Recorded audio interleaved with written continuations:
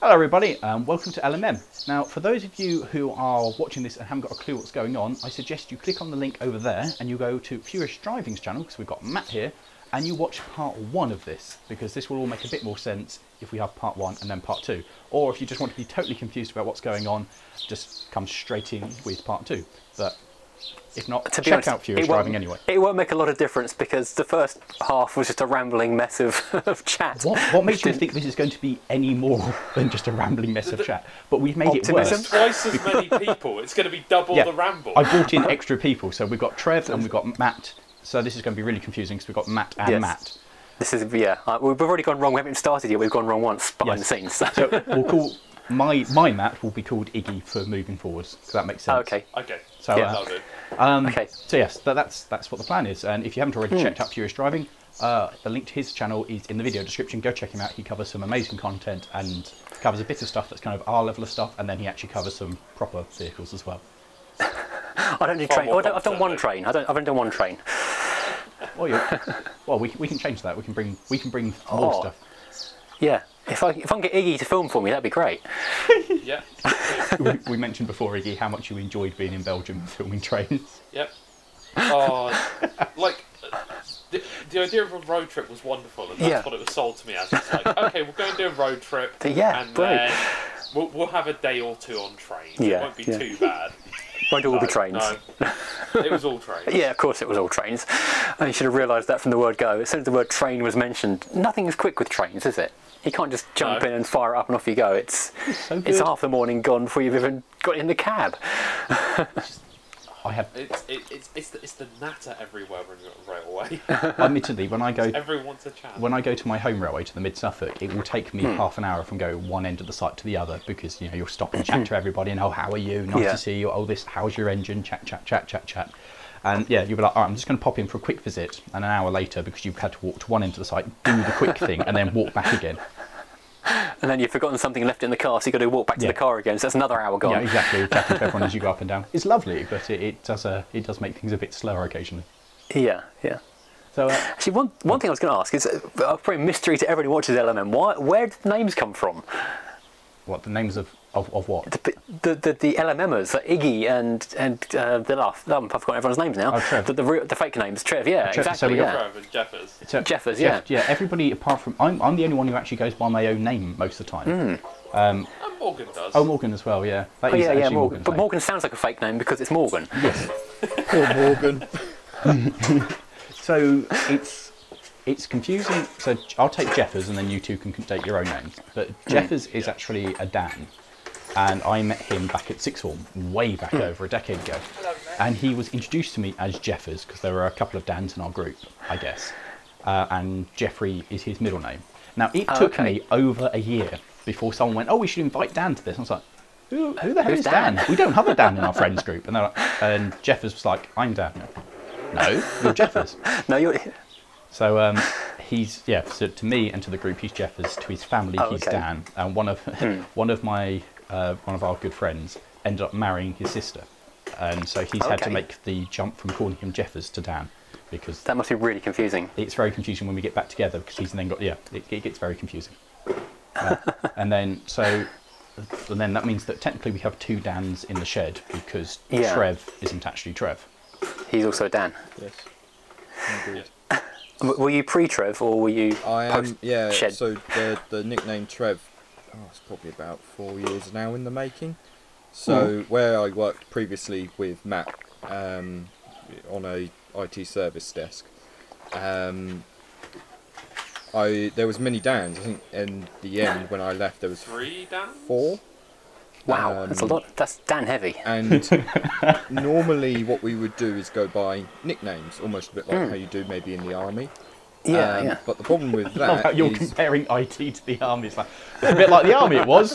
yeah, it's exactly like it. Yeah, the camaraderie, the blood. Yeah. The problem with that is my surname at the time was Martin, and we had a Martin also on the service desk, so I couldn't be called that. So it just came by chance that dealing with the wonderful user base that we had at this previous company, I was 4 or 5 emails deep into an email chain, and up to that point they had addressed me correctly at the start of every email, And then halfway through, they just started referring to me as Hi Trevor.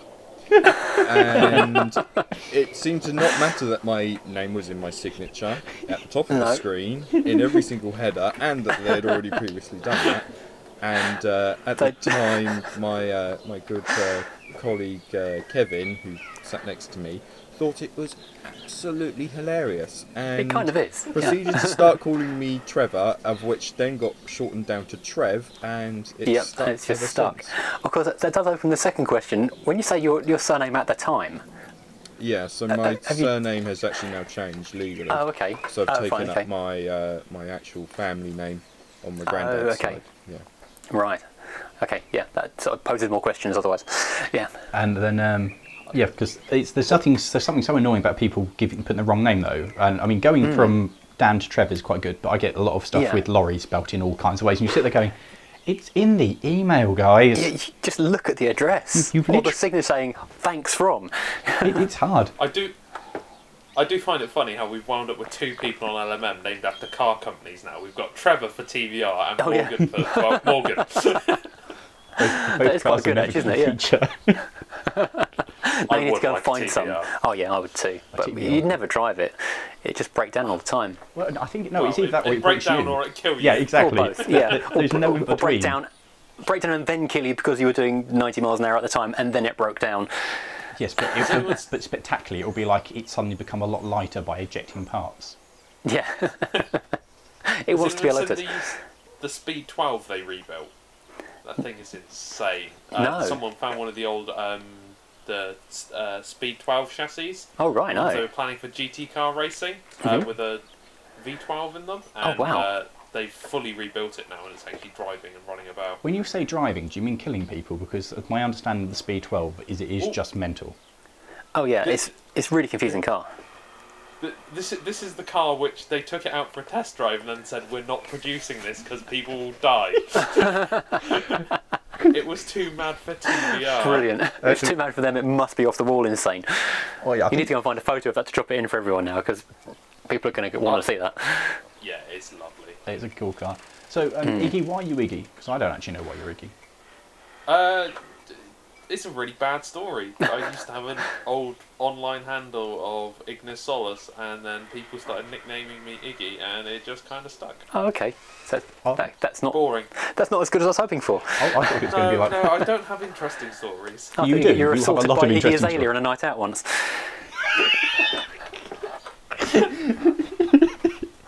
I mean, you have a lot of interesting stories now, Matt, of like being upside down under fire engines and tractors and driving. Yeah. You know, I wouldn't call them interesting so much as exercises in frustration. Or just stories. It's not a normal life that we lead, really, is it? No. You've done it to yourselves, though. There's really no excuse. Well, the worst thing is, most of the stuff in the shed is mine, and these guys, these wonderful people, come along to help me, which I'm not. Yeah. I don't. Why would you do such a thing? Yeah, I'm trying to put my own vehicles in the shed so I don't have to. Yeah. Make him work on yours for a change. Yeah, exactly. Do you actually? Well, he's not going to do that. Yeah. I'm not going to let him. Yeah. I was going to say, do you want me to touch your vehicles with my curse? Everything I touch breaks. Yeah. Yeah. Your uncursed fire engine. Yes, which broke it. There was we had a steam engine visit the Mid Suffolk Light Railway. And I drive it another railway, but it's very, very short. And I was so excited to take it out for a run up and down our railway, which is a lot longer, and just to open it up and see what it would do. And I broke it.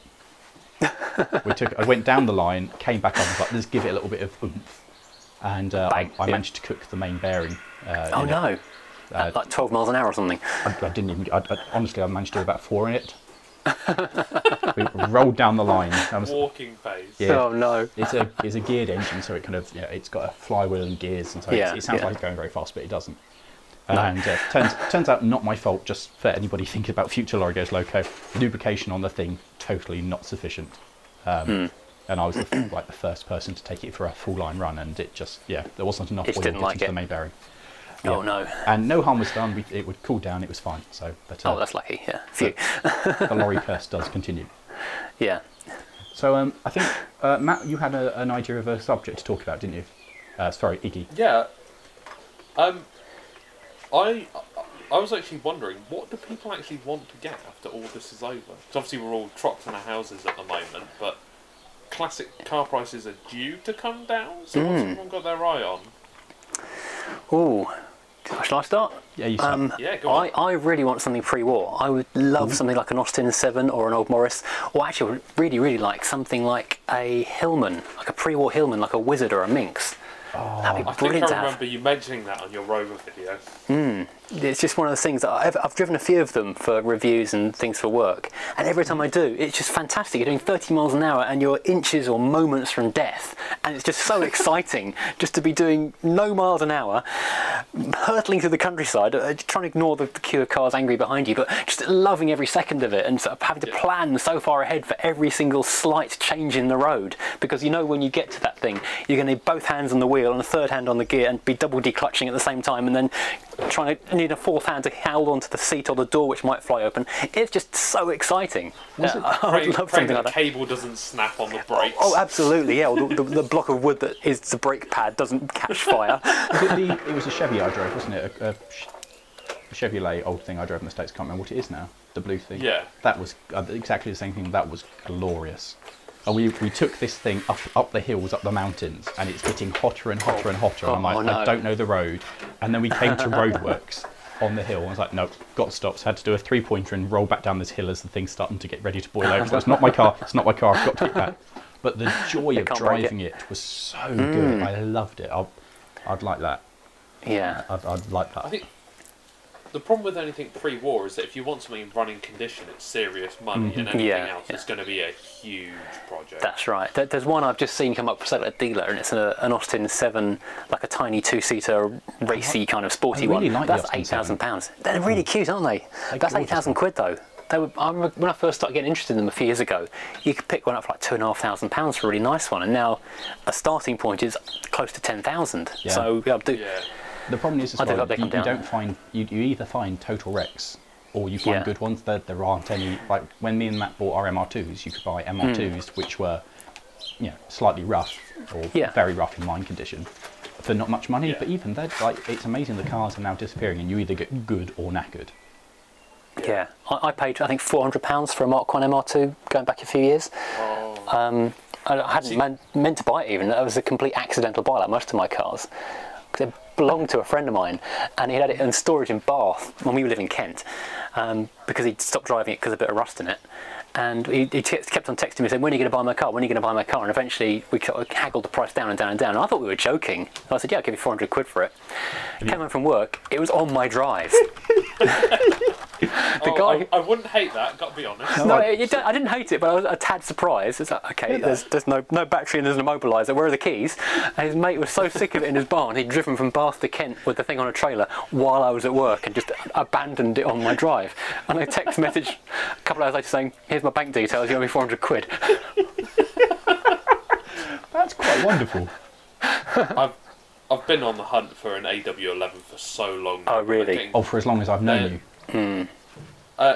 It was what I was looking at first when I was picking up my SW20. Oh, yeah. At the time, they were about the same price. You could get a Mark 1 MR2 for about £600-700 quid. You could for a Mark 2 as well. Yeah. It's like 3-4 grand for a Mark 1 now. It's insane. Because that's where we changed, though, isn't it? Because you really want an AW11, whereas I'm very happy with an SW20. I like the SW20. For me is the superior car. I just think it's gorgeous. I want an AW11 with the engine from my Celica in it, the 2ZZGE. That'd be good fun. Yeah, that would be good. It's so light. It's such a good handling car as well. And people say it's got snap oversteer, but get good tyres and good shocks on it, and it's very controllable. And I've track dayed mine.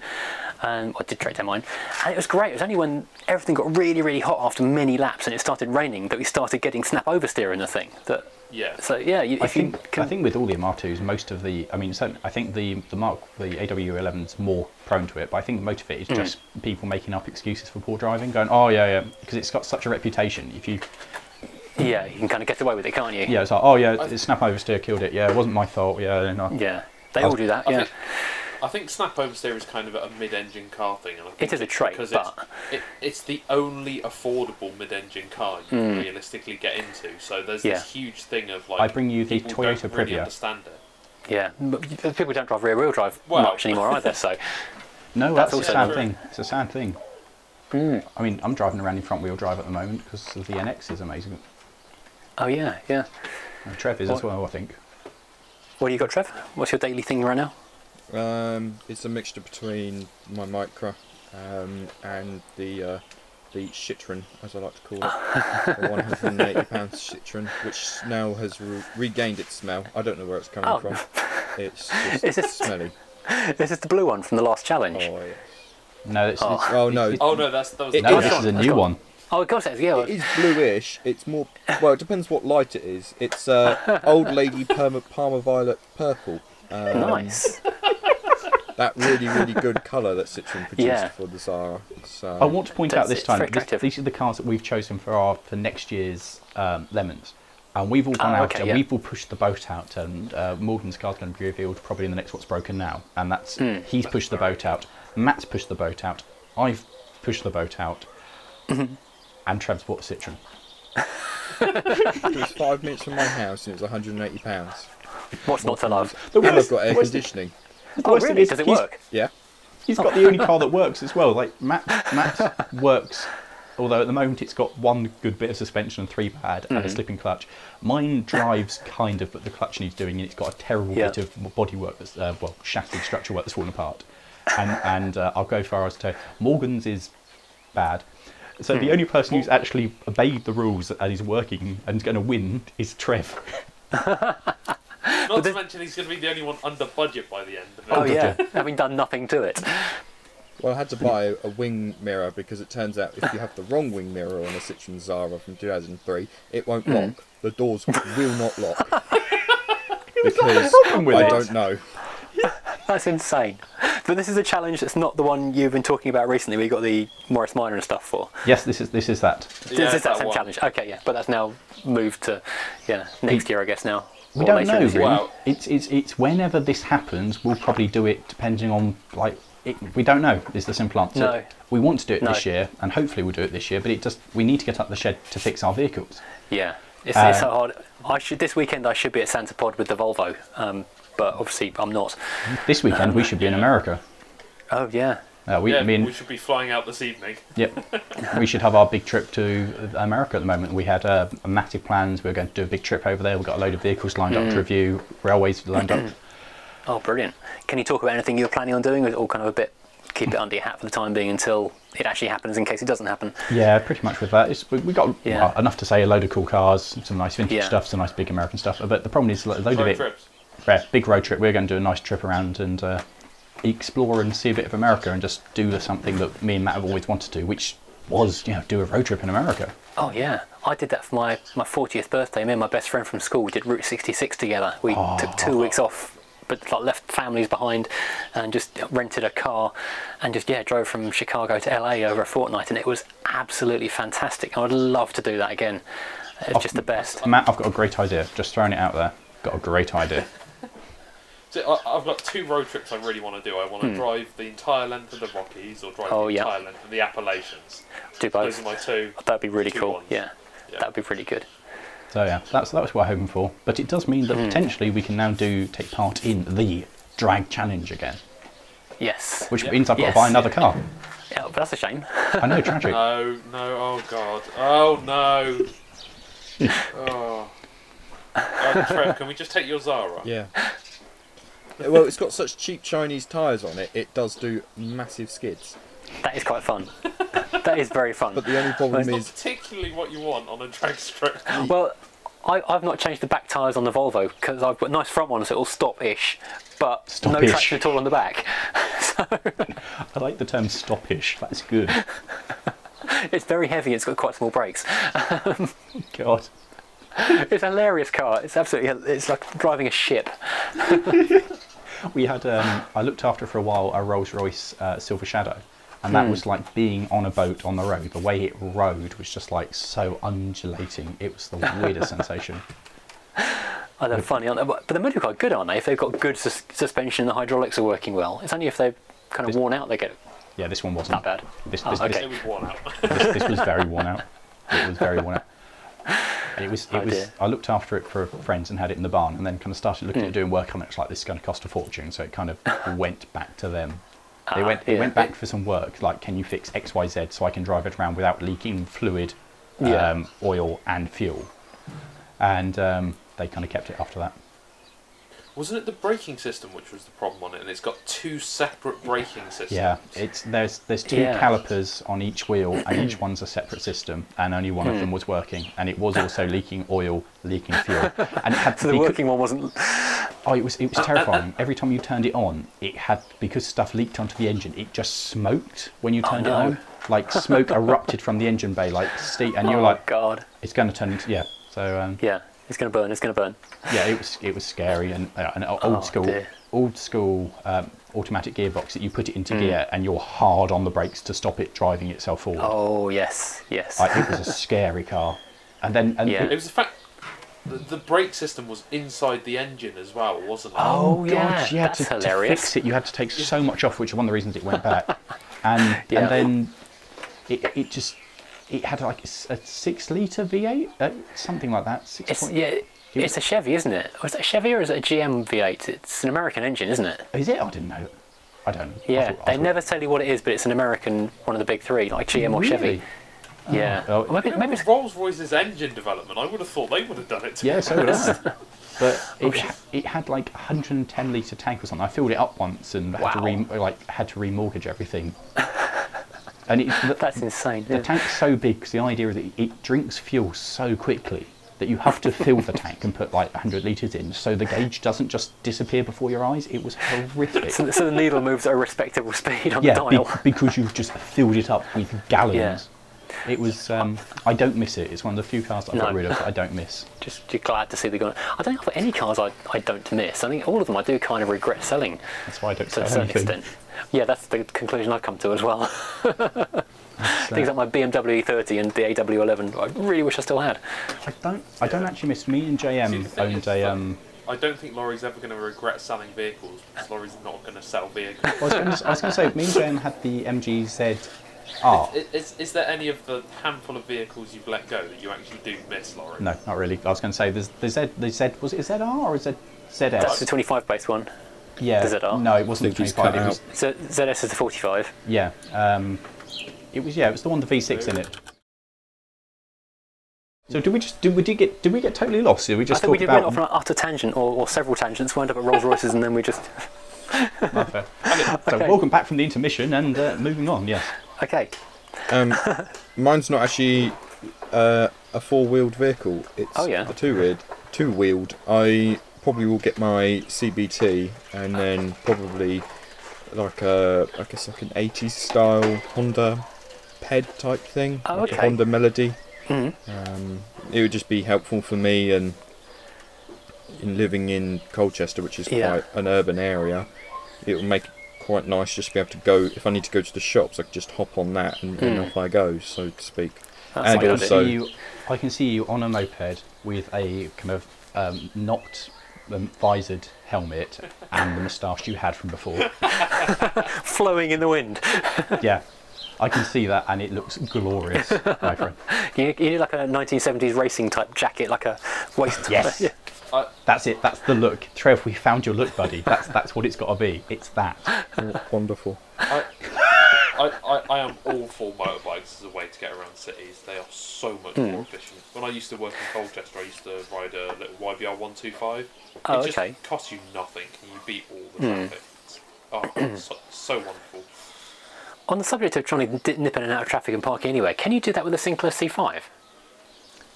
My father had a pair of them and he sold them. I would love a Sinclair C5 so much. They're cool. I've got one in the garage, but it's got absolutely no running gear in it whatsoever. Oh, but that's a good project because you can make it better because the running gear in it was awful. It was terrible. It was basically a washing machine with a variable resistor on it. So yeah, it's just not right. So you've got a good base now to make a cool project and actually put a proper motorbike engine. Actually, would not be a bad idea, like a 500cc or something. Well, there's an electric motorbike in America you can get. I don't know if you've seen that. Oh, the Zero. I did actually inquire. Yeah, I think, yeah, it might be that. Yeah. I did inquire of how much they would sell me a motor for and a controller yet, but it was going to be about £6,000 or £7,000. So I kind of backed away slowly from that conversation. Yeah. Made polite excuses. No, thank you. Yes, thank you for your time. However, make a Sinclair actually fast. Put like a booster engine in it or something. That would be lethal. You would die. You wouldn't survive. You're going to die in a C5 anyway. Might as well make it interesting. There is a photo of when the Orwell Bridge in Ipswich opened, which for those of you who don't know is quite a large arch bridge that goes over the River Orwell, quite a big thing, local landmark. There's somebody on a Sinclair C5 going across it when it opened, surrounded by HGV traffic coming from the port of Felixstowe. You're like, mate, I'm impressed. Good on you, yeah. Either he's utterly oblivious or the bravest man in the world. You can just imagine sitting there going, oh God! Oh God! I need this to end now, please. I mean, we noticed when me and JM took out one of the caterums how terrifying that is being around Lawrie's, because you're like, he has no idea I'm here. They can't see you, can they? No, it's scary. And as an HGV driver, I know the visibility that I've got in a lorry. I'm like, nope, definitely can't see us right now. You need a big tall flag on the top of a caterum, really, don't you? You do, honestly. They are, and it's like driving around on the back roads as well. They're lovely things. It's actually one of the cars that I wouldn't have as well. Oh, really? Yeah, because it's a pure driving tool, and I like my cars to actually have some use to them. Like as we proved with the MR2, two people can go away very comfortably with it and have a lot of fun with. But the Caterham, like you can't lock it, you can't put anything in it. It is just a driving, and it's lovely. Yeah. But personally, I wouldn't have one. No. But driving around country roads, it's terrifying because even on where you would maybe hoon it a bit, you don't dare because you know that if anyone's coming around the corner, they won't have seen you. No, yeah, that's true. Yeah, and if you do crash it, you've got no protection whatsoever. I mean, you can put your arm out and put your hand on the ground from the seat. It's a wonderful thing. Yeah, I love being out in it, but I don't want one, which is rare for me. To it kind of takes you back to the pre-war stuff. You can have the same experience as a Caterham, but at a third of the speed or a quarter of the speed and far less risk. They are, and also just the look of them. They are so unbelievably beautiful. Oh yeah. It's high on my list. Is a car like that with the nice flowing curves, and just would be just magnificent. See, Lawrie, all your criticisms of Caterhams, but I know for a fact you want a Morgan three-wheeler, which literally has every single disadvantage you just explained. I want to drive one. I don't know if I actually want one. Do you mean the new one or an old one? I would go for. I saw one of the new ones. The new one's got LED lights, and I'm like, that's horrendous. I would go for an old one. Oh, okay, yeah. They're really cool, but again, I don't know if I actually want one. I'd have to drive one and work out how good the driving experience is. They are cool, but it's not useful. No, not practical. Yeah, says the man who owns a train. Cars, you do need to have a go in just to get a feel of it. I really wanted a Fiat 500 for years, and then I drove one that wasn't perfectly set up, and it just utterly put me off them forever. Yeah. And I've driven good ones since, and they really are quite good if they're really well set up, but you've got to get them so perfectly right. I think that's true for so many things. Like I had just having the Geodon and the MR2, and my MR2 turned it from being something I was really not enjoying to something I was like, yes, I love it. Yeah. Now this was a change from this feels dangerous and scary, and I don't want to drive this to this is really quite fun. Not just this isn't good. This feels dangerous. But basically everything I own. Yeah. Okay. But but it moved though. That's the difference. It could self-propel. Ouch. It's the but fair. It's the danger which gets you pulse racing in cars, though. That's true. Yeah. I kind of like a car where you have to fight it a little bit. Yeah. But only if it's meant to be that way, not if it's just because it's feels like the wheels are going to fall off. Yeah. It was like that the Blazer I drove in the States that was just full of rust. I was driving that round being terrifying. Yeah, it was with the lack of breakage on it. I was like, this is. I do not want to see a policeman out here because how am I going to explain this? So was that car actually road legal? I know they don't have the same MOT over there, but was it strictly legal at all, or was it just on the edge of legality? Well, they don't, as far as I'm aware, they don't really have an inspection. They just kind of phone up and say, I'd like to register this car, please. Yeah. And they kind of go, sure, I'm going to stick a plate on it. It's a very... The difference between registration in the States varies so much. Every state is different, isn't it? Yeah, going over to Tennessee, it's basically, you do just phone up and say, hello there, I have a car, can I have a licence plate, please? And they go, sure. Yeah. There are some restrictions. I think they check I think it does go in. I think they check to make sure it stops. Yeah. And that's about it. Wow. And then compare that to California with like smog tests and everything on top of like strict MOTs. Crazy. Yeah. But the main thing is the smog, isn't it? Because they test the smog more than anything else. Like you can go in something that doesn't stop, but as long as it doesn't produce much smog, you're fine. Yeah, that's fine. But that's why so many California supercars and things are registered in places like Kansas and Ohio. Yeah. Yes, exactly. Well, that's what I was talking about with my host over there, with Trey. Hi, Trey. Was like you could register a car elsewhere and drive it about. You've just got to kind of make sure it goes back there occasionally. Yeah, that film where the guy's trying to get a green card by taking lots of photos of himself are in front of locations to pretend. What was that film called? Not a clue. Green card. Sorry. Is that what it is? Speaking of green card, my uncle tells an amazing story of he went to America on a working holiday, and within a day of being there, he'd lost his green card. Oh no! And so rather than doing what most of you do, which is go to the embassy and be like, "Hi, I seem to have mucked up," he went and found himself a place down. Where did he start off with? He was in Chicago. That he found himself a place where you could work, for workers who weren't, and stay there and work there in this ridiculous place. Illegally. Yes, totally illegally. Where the owner would just be like, I don't like you today, you have to get out. And he stayed there and then kind of wandered around and ended up kind of wandering around the ghetto. And he was like, and he stayed in a hotel there, and people were like looking at him really strange. And it kind of, when he left, he talked to somebody about it, and they were like, "You went into there? How did you not die?" Yeah. White people go in there and they don't come out. And he's like, "Oh well, I thought everyone was looking at me strange." My uncle is interesting, like totally gums. Anyway, well, we can see the family relations in any case. Ouch. Oh no! Ouch. Well, you never thought to go back and talk to the embassy and find his documents? Nope.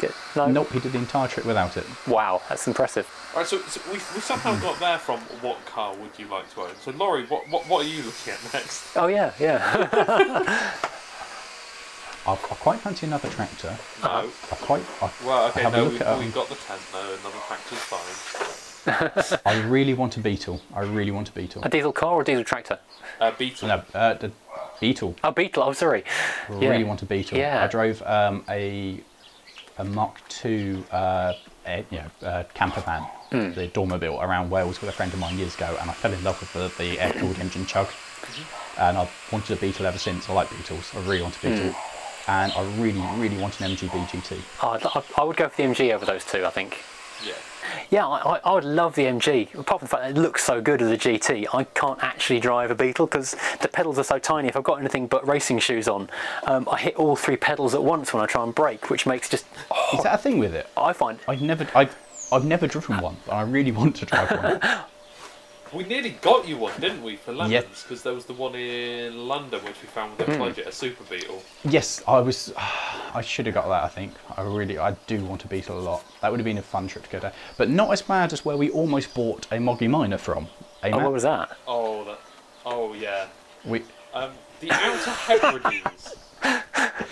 It takes quite a long time to get there and longer to get back. to drive it back. The guy said it ran and drive, but he wouldn't understand. He was like, "Oh, it's worth this much." I'm like, "Yes, but you're on the Outer Hebrides. You've got to take a significant price cut for this." Every ferry crossing is like 200 quid. So yeah, exactly. Yeah. And there are 7 ferry crossings.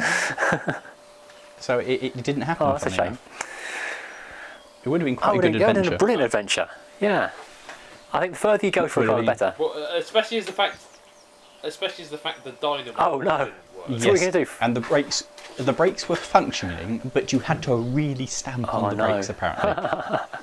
So what was the plan? You were going to take like several spare batteries on the plane with you and then keep on changing them over?